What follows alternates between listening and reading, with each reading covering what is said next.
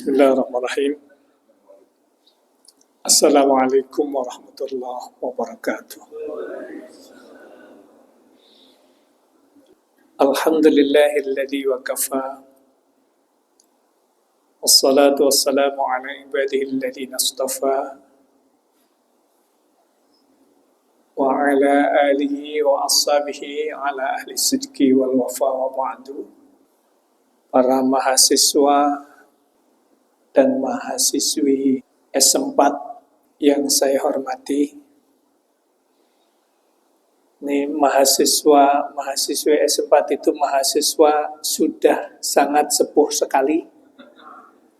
Rata-rata lansia yang subhanallah yang luar biasa. Kita bersyukur kepada Allah, bapak-bapak semuanya, di usia yang sudah tidak muda lagi. Untuk naik tangga ini bukan sesuatu yang mudah. Tapi Allah takdirkan bapak-bapak dan jamaah semuanya masih sehat untuk bisa naik di lantai 2 ini. Ini adalah merupakan karunia yang Allah berikan kepada kita semuanya. Semoga menjadikan setiap langkah kita menuju masjid sebagaimana yang Rasulullah sabdakan, langkah kaki kanan kita Allah akan tambahkan 1 derajat. Setiap langkah kaki kiri kita Allah akan ampunkan dosa dan kesalahan kita. Salawat dan salam semoga senantiasa terlimpahkan kepada Rasulullah Muhammad sallallahu alaihi wasallam, kepada keluarganya, sahabatnya, serta kaum mukminin dan mukminat yang selalu taat dan patuh kepadanya. Jamaah rahimakumullah, Rasulullah sallallahu alaihi wasallam memberitahu kepada kita yang ini merupakan warning. Kata Nabi, A'maru ummati ma baina sittin ila sab'in.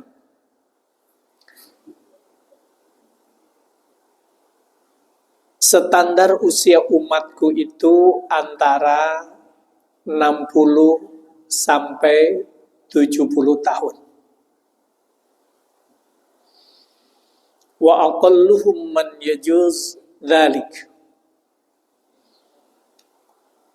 Umatku itu yang usianya di atas 70 ada, tapi tidak banyak.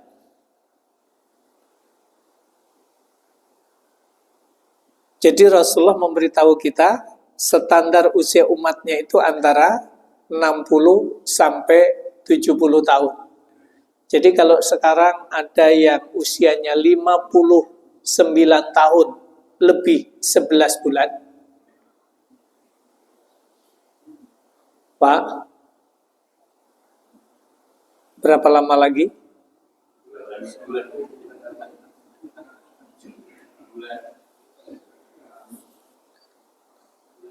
Sebulan lagi sampai usia 60, bukan meninggalnya.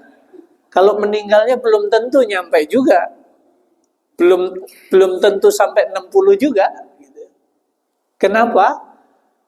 Soal kapan wa huwa biyadillah. Soal kapan kita meninggal itu hak prerogatif Allah Subhanahu wa taala. Cuman Rasulullah memberitahu, umatku itu standar usianya rata-rata antara 60 sampai 70 tahun. Yang di atas 70 itu sangat sedikit. Coba, cong aja yang di atas 70 ada berapa? Apa? 7 berapa apa? 73. Abah berapa? 72. Abah berapa sekarang? Baik, yang di belakang ada yang lebih dari 70?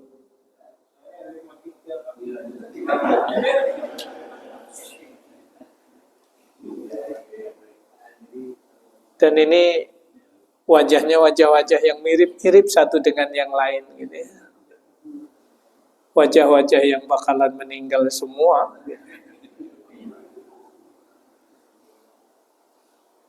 Soal kapannya yang pasti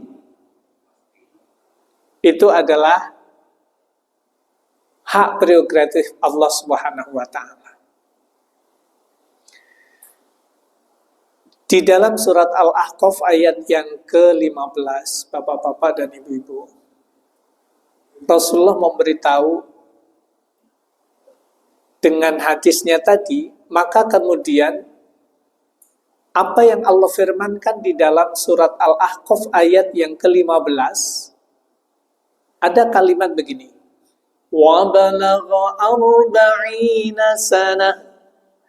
Ketika seseorang itu sampai pada usia 40 tahun, qala, maka orang itu berdoa, qala rabbi awzi'ni an ashkura ni'mataka allati an'amta alayya wa ala walidayya wa an a'mala salihan tardah wa aslih li fi dhurriyyati inni tubtu ilaika wa inni minal muslimin.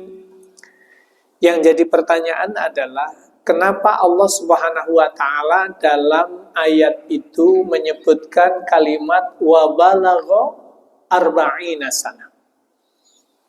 Ketika seseorang itu sampai pada usia 40 tahun. Ada apa dengan usia 40 tahun? Ada rahasia apa di balik usia 40 tahun? Bapak dan Ibu rahimakumullah, kalau kalimat dalam ayat ini kita korelasikan, kita hubungkan dengan hadis Nabi tadi, kalaulah seseorang itu dikasih jatah usia sampai 60 tahun, sementara perjalanan hidup dan kehidupannya sudah sampai usia 40 tahun, berarti 2/3 jatah umur yang Allah berikan sudah dilalui, sudah terpakai. Tinggal berapa, Pak? Tinggal 1/3 lagi. Artinya apa? Yang sudah kita lalui sudah lebih banyak dibanding sisanya. Yang sisanya 20 tahun ini Bapak dan Ibu, kalau menurut hitungan matematik hutang, orang punya hutang di bank 60 miliar. Giliran mengembalikan hutangnya, dia punya uang 20 miliar. Pertanyaannya, ketutup nggak hutangnya? Sudah deadline nih, sudah waktunya harus bayar, harus dilunasi. Ketutup nggak hutangnya? Nggak ketutup. Dikasih jatah umur 60 tahun. Bapak Ibu, yang 20 tahun itu kalau kita pakai untuk mengejar ketertinggalan amal kita, untuk menutupi kekurangan, kesalahan, kemaksiatan, kemungkaran yang pernah kita lakukan, itu menurut hitungan matematik tidak ketutup, tidak tertebus. Terus gimana? Apa yang harus kita lakukan? Sementara bukan 20 tahun lagi, Bapak sudah kelewat 3 tahun.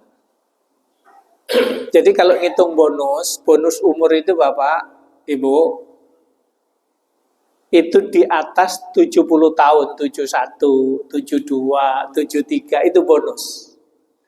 Kita seringkali kalau ngitung bonus sesudah 63. Kenapa? Karena menghitung dengan ukuran usia Nabi Muhammad gitu kan. 64, 65 baru kita hitung bonusnya itu. Sementara kalau mengikuti hadis, yang benar ngitung bonus itu adalah sesudah 70 tahun. Maka jamaah rahimakumullah, dengan sekian kesempatan yang tinggal sedikit, kita tinggal ngitung saja. Kalau kita sekarang 59 tahun lebih 11 bulan, kalau harus sampai 60 tahun tinggal 1 bulan lagi.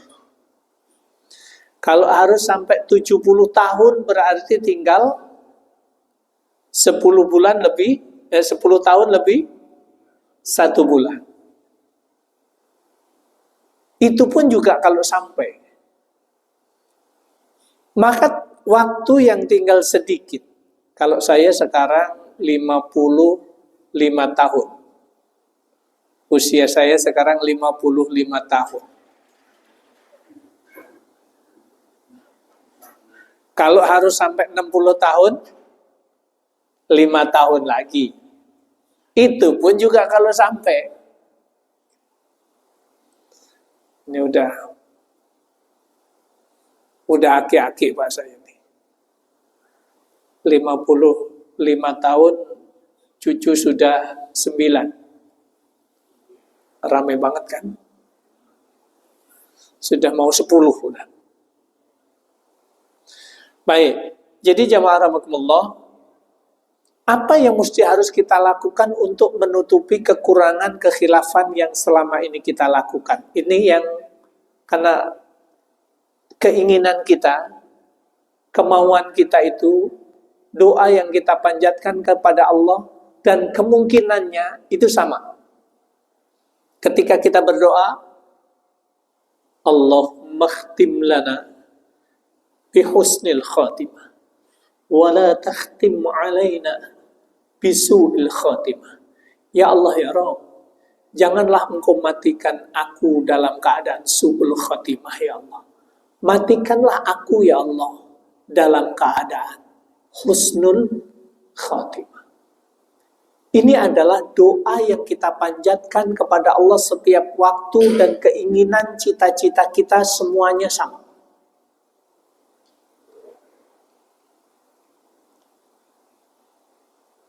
Maka kemudian Rasulullah memberitahu kepada kita, innal mu'mina idza akhta'.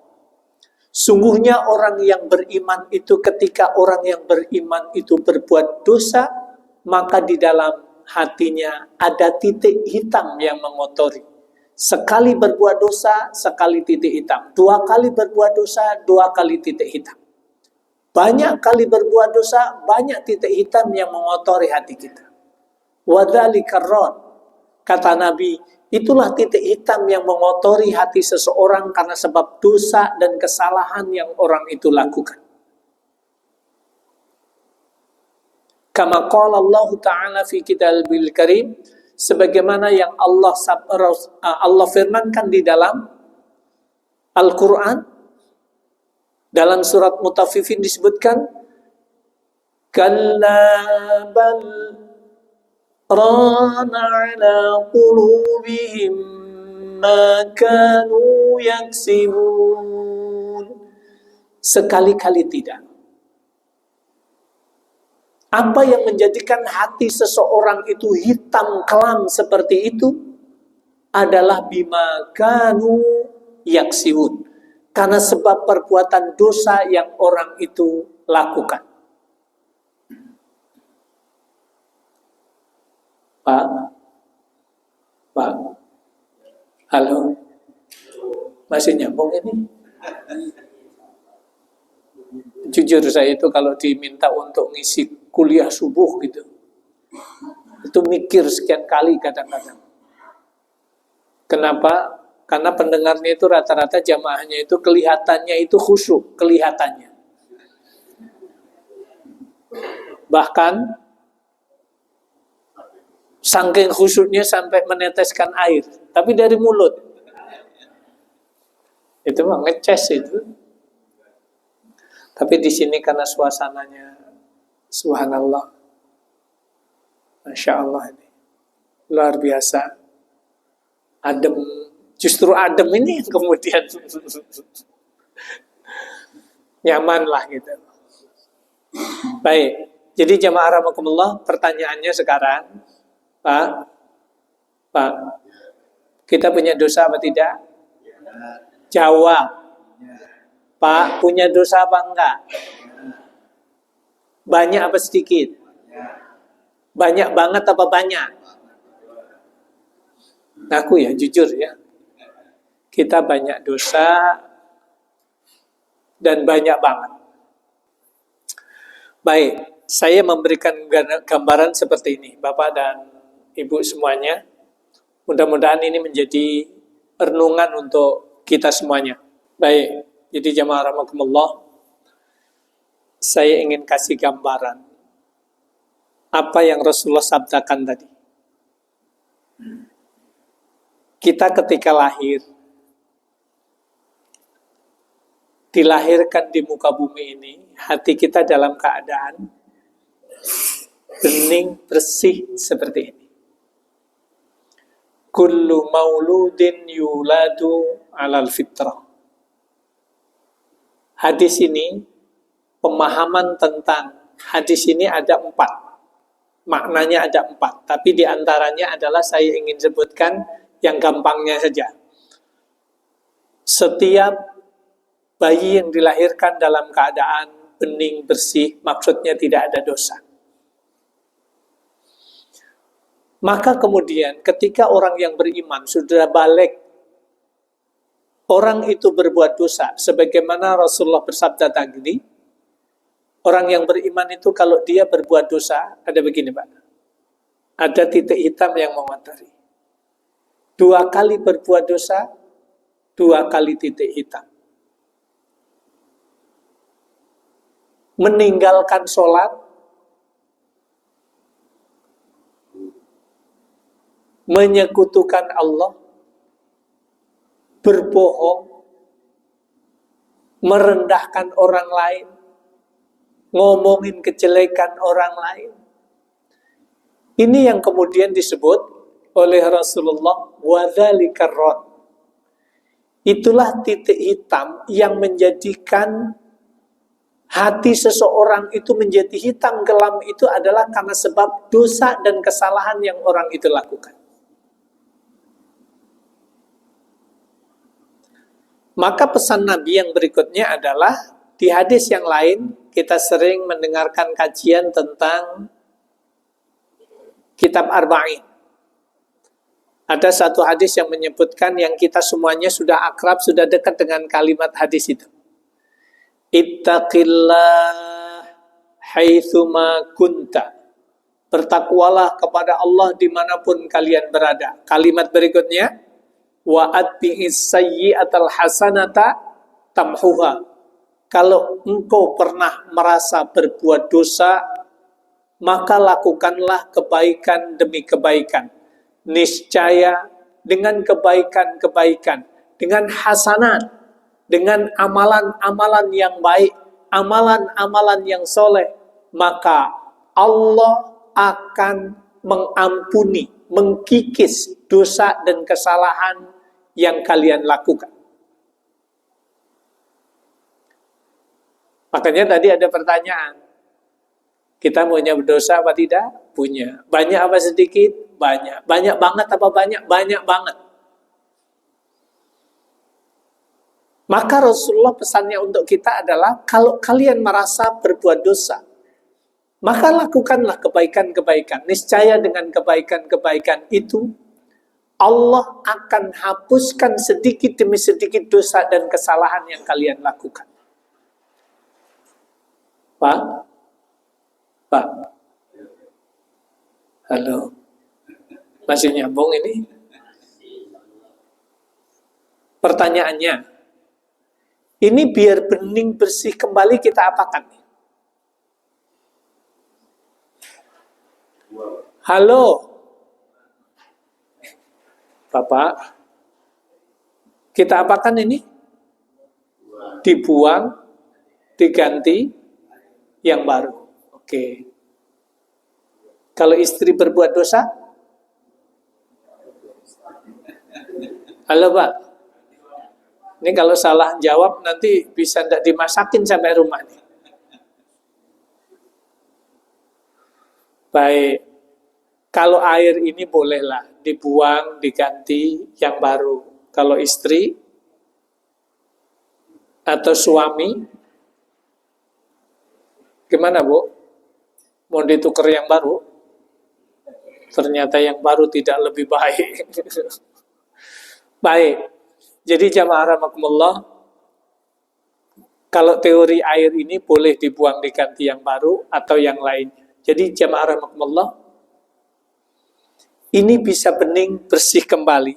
Saya ingin kasih gambaran dalam kajian subuh kali ini seperti ini.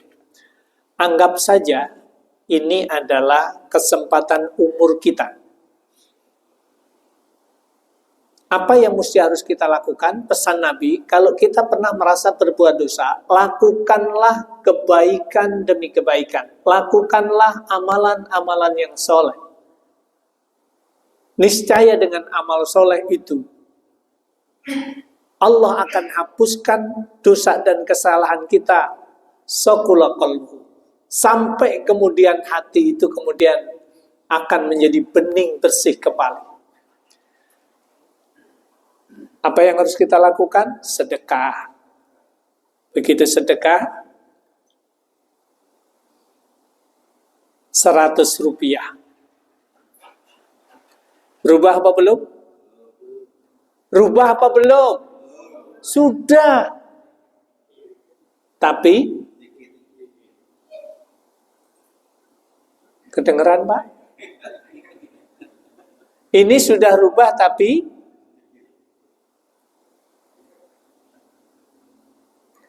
sedekah 100 rupiah boleh apa enggak Pak? Boleh apa enggak? Jawabnya yang benar, jangan buat emosi ya. Boleh enggak 100 rupiah? Pak, pendukungnya banyak banget ya, 100 rupiah ya. Bapak, kalau kita ke Semarang nih, dari sini langsung masuk tol, begitu sampai di Cirebon, rest area Cirebon, apa yang bapak-bapak cari semuanya? Begitu sampai rest area, apa yang dicari duluan? Teh hangat? Toilet ya? Kenapa? Kalau udah nggak tahan, apalagi yang kena diabetes. Mampir di rest area, cari toilet. Berapa bayar toilet?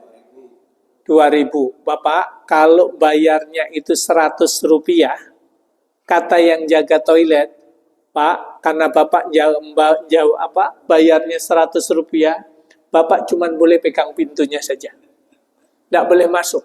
Ini udah kebelet nih. Ya sudah 200 rupiah, Pak, karena bayarnya 200, silahkan. Kalau masuk kamar mandi Bapak, masuk kaki kiri dulu. Silahkan Bapak masuk kaki kiri. Kaki kanan tidak boleh masuk. Ngangkang aja gitu. Ya sudah 300 rupiah, baik silahkan Bapak masuk. Itu lampunya sudah baru diganti. Slot pintunya baru diganti. Sudah bagus semuanya, airnya sudah penuh, silakan Bapak masuk. Tapi mohon maaf, gayungnya saya ambil. Tidak dipinjemin gayung. Artinya apa? Masuk toilet saja, Bapak, Ibu, itu kalau bayarnya kurang, itu tidak sukses. Paling tidak ngedumel itu yang jaga toilet. Ini orang kelihatannya bagus, pakaiannya bagus, kayak orang kaya, kayaknya. Tapi pelitnya ampun-ampun. Halo Pak? Berarti yang harus kita lakukan apa? Petunjuk Allah dalam surat Al-Kahf itu yang pertama. Rabbi auzi'ni an ashkura ni'mataka allati an'amta alayya wa ala walidayya. Ya Allah ya Rabb, auzi'ni. Berikanlah hidayah kepadaku ya Allah. berikanlah ilham kepadaku. Dalam tafsirnya, auzi'ni ay ilhamni. Ya Allah, berikan ilham kepadaku ya Allah, agar aku menjadi hamba-Mu yang senantiasa mensyukuri atas setiap nikmat yang telah Engkau berikan kepadaku dan kepada ibu bapakku. Jadi, memanfaatkan sisa umur ini, Bapak dan Ibu, yang pertama yang harus kita lakukan apa? Meningkatkan syukur kita kepada Allah Subhanahu wa Ta'ala.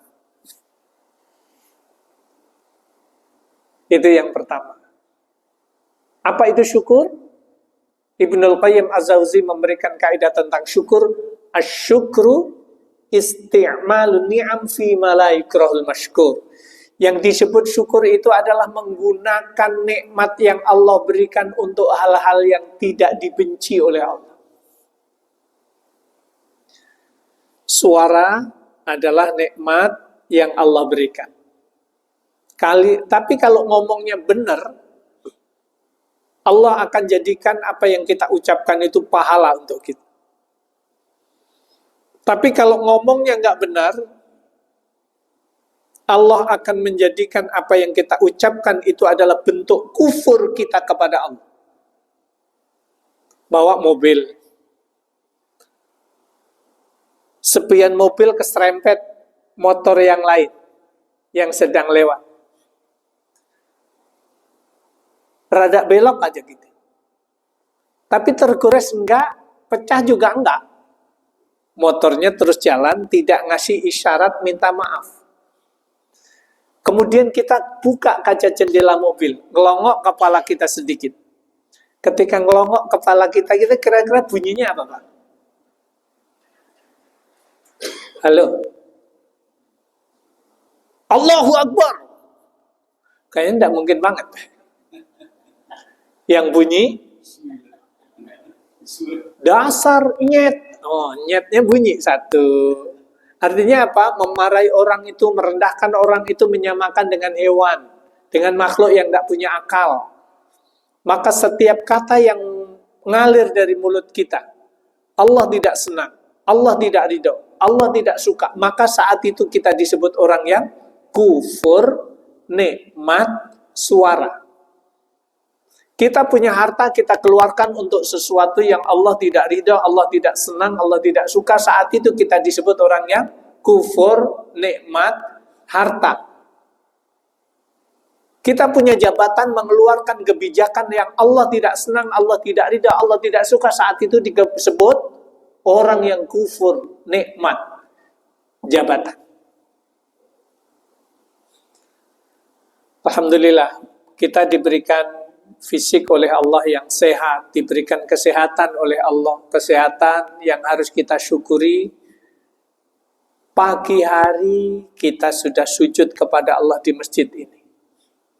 Ini adalah bentuk syukur kita kepada Allah atas nikmat kesehatan yang Allah berikan, atas nikmat kesempatan umur yang Allah berikan.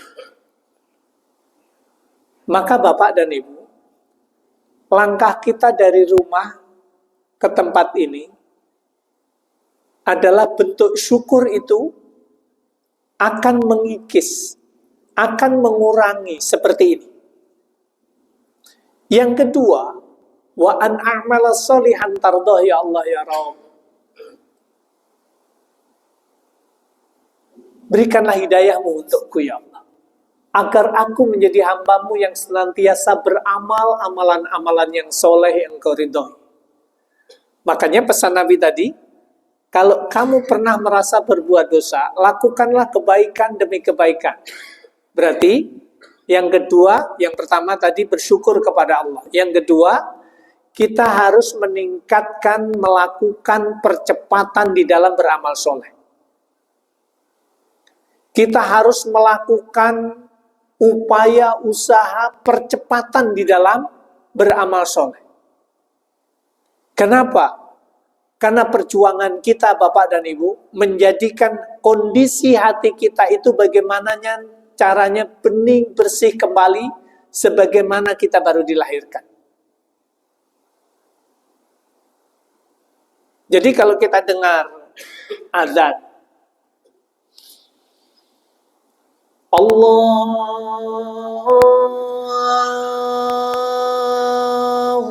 Akbar, Allahu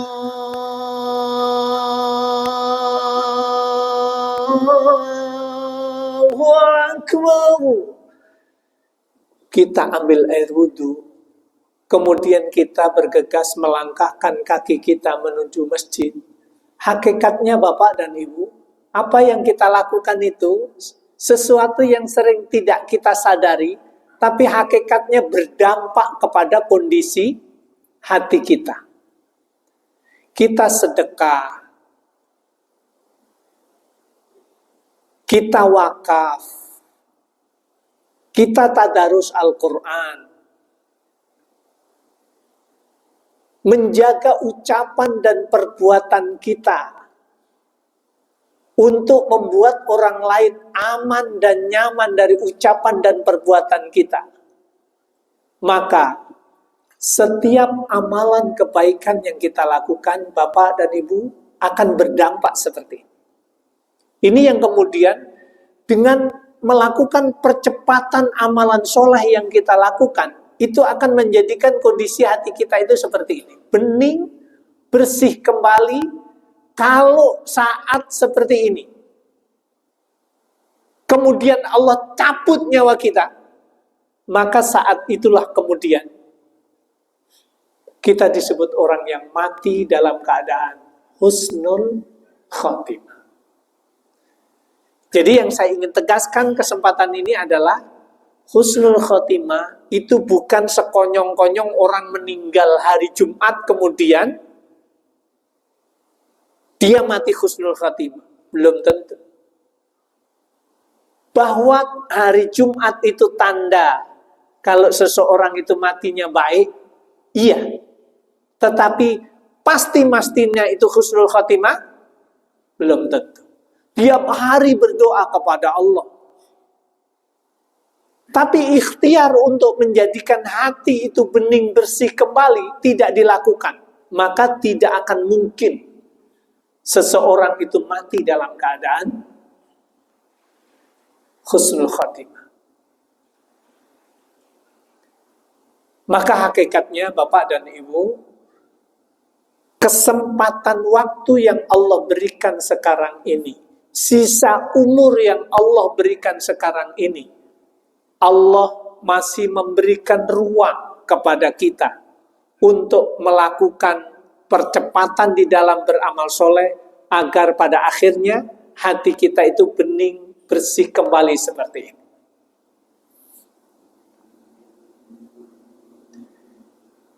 Tapi kemudian model kita itu ini katakanlah pulang umroh udah bening, bersih seperti ini. Begitu pulang dari umroh, akhirnya apa? Begitu satu rombongan ya, tetangga, begitu pulang sampai rumah, ada yang silaturahmi. Tolong doakan saya ya bisa menyusul pergi ke sana, nanti saya sudah nabung, sudah daftar. Oh gitu Mbak Yu, saya doakannya mudah-mudahan cepat berangkat. Tapi begini Mbak Yu, itu tetangga itu yang kemarin, tetangga saya sebelah itu di sana itu udah ngerepotin orang aja itu. Sudah wudhu dari hotel, udah berangkat. Begitu berangkat sampai masjid, depan Masjid Nabawi, dia terasa pipis lagi, sementara dari hotel yang cuma deket begitu sudah pipis tadi. Sekarang minta didampingi, dianterin, ditungguin di situ, di eskalator itu. Saya tungguin lama sekali. Akhirnya apa? Sholat jamaah nggak jadi, ini nggak jadi. Tiap hari begitu. Jadi ya Allah, itu hidup yang ngerepotin orang aja itu. Kalau besok berangkat umroh lagi, kalau dia ikut, jangan bareng sama dia. Akhirnya apa Bapak? Sudah bening kayak gini, ngomongin tetangganya lagi. Besok ketemu yang lain lagi, ceritain lagi.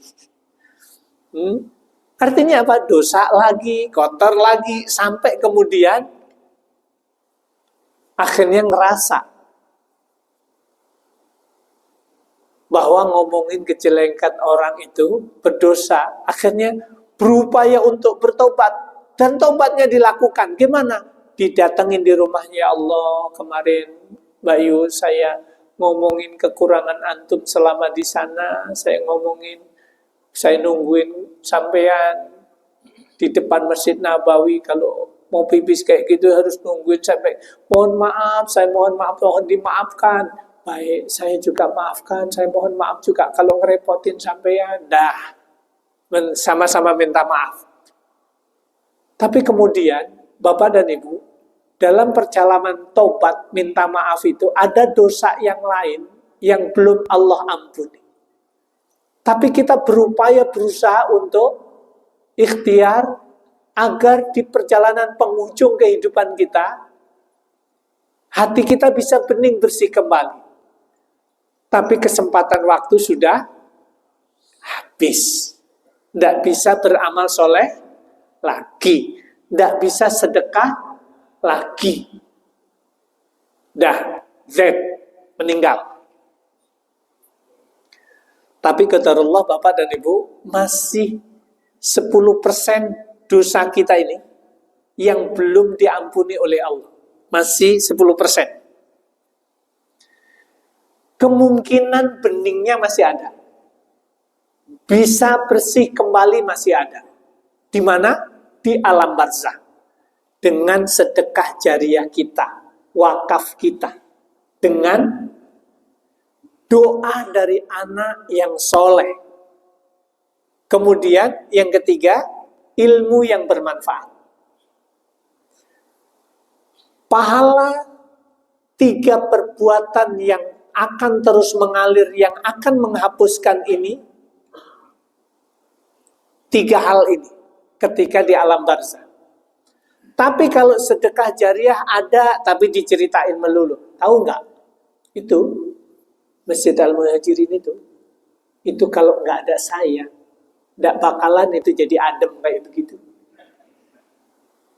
Kalau nggak ada saya, itu nggak bakalan itu ruangan itu jadi bagus kayak gitu. Itu karena saya. Betul, memang itu sedekahnya. Tapi karena dicerita-ceritakan, maka kemudian hilang nilai pahalanya. Artinya apa? Nggak ngaruh di alam barzahnya itu.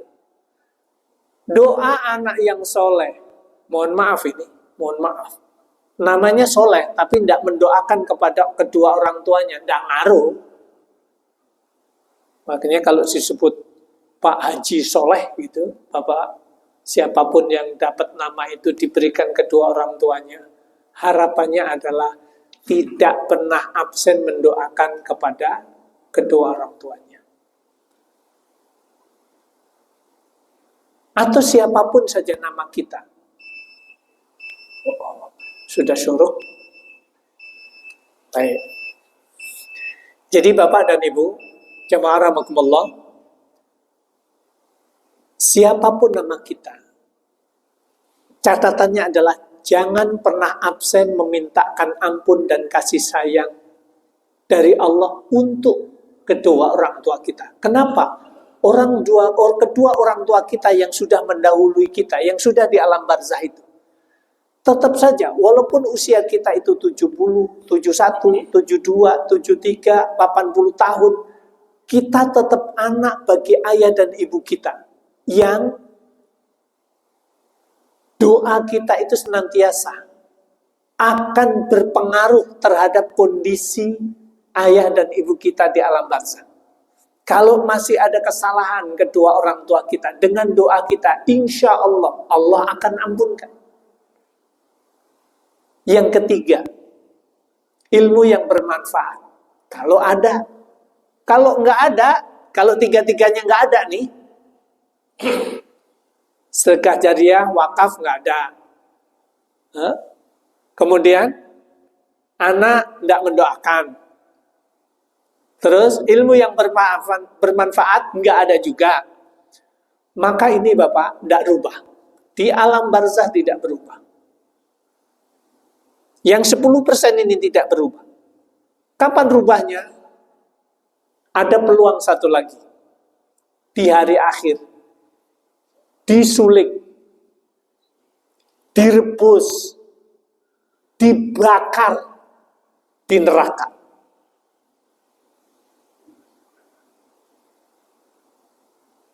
Bapak-bapak mau pesan berapa hari? Kalau ini disuling di neraka 10% berarti 10 hari. Bapak mau berapa hari pesennya? Halo?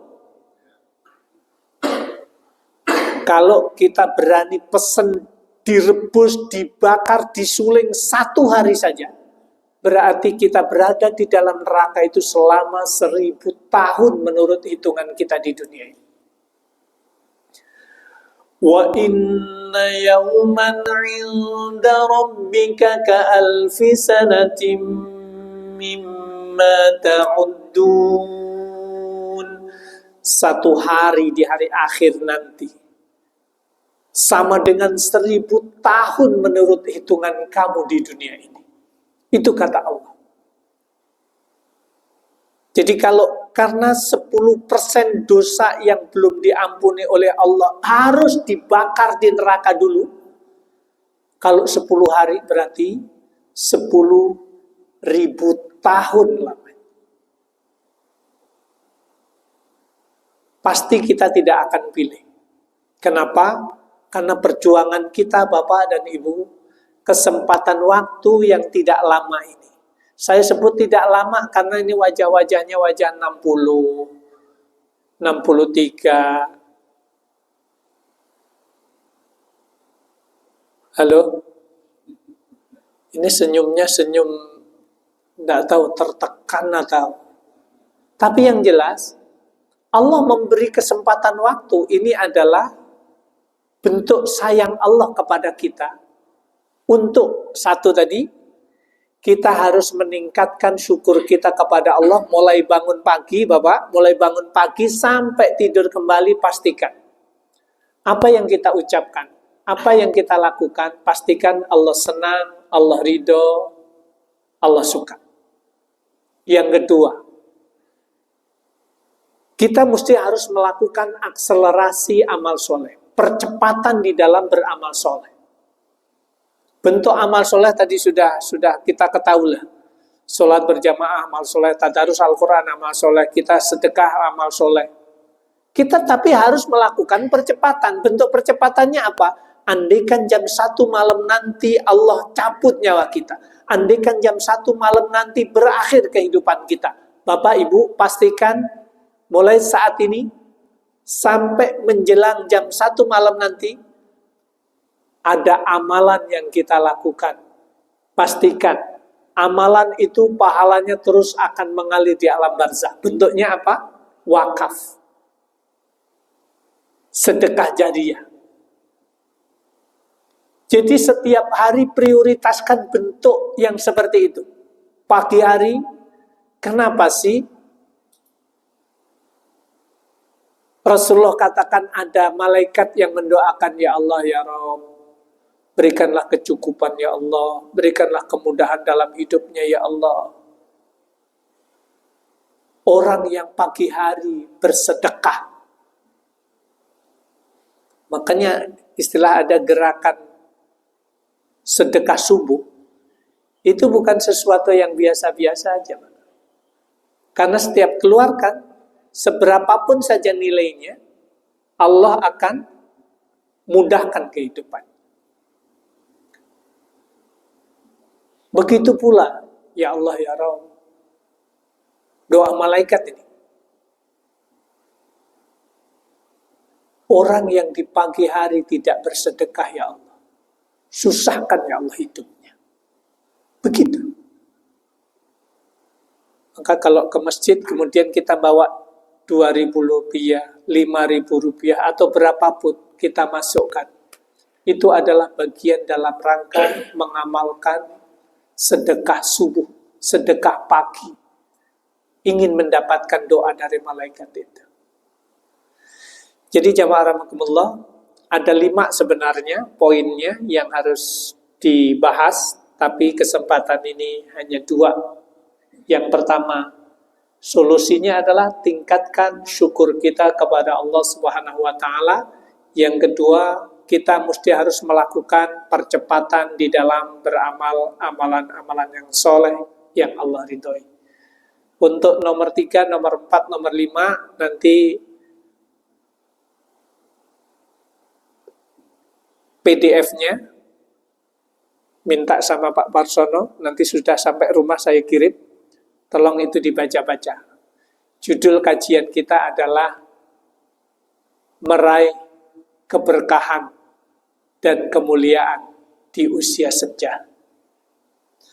Dan ini rata-rata sudah senja semuanya. Mudah-mudahan ada beberapa yang belum senja. Mudah-mudahan jadi kajian yang bermanfaat, renungan yang bermanfaat untuk kita semuanya. Kurang dan lebihnya, Bapak-bapak dan Ibu-ibu semuanya, mohon maaf yang sebesar-besarnya. Semoga Allah berikan kesehatan, semoga Allah berikan keberkahan, semoga Allah bukakan pintu rezeki kepada kita semuanya yang terus mengalir, yang berkah untuk keluarga kita, untuk lingkungan kehidupan kita. Dan semoga Allah berikan kesempatan untuk bisa beribadah di bulan Ramadan tahun ini, insyaallah. Kurang dan lebihnya sekali lagi mohon maaf. Subhanakallahumma bihamdika asyhadu an la ilaha illa anta astaghfiruka wa atubu ilaik. Assalamualaikum warahmatullahi wabarakatuh.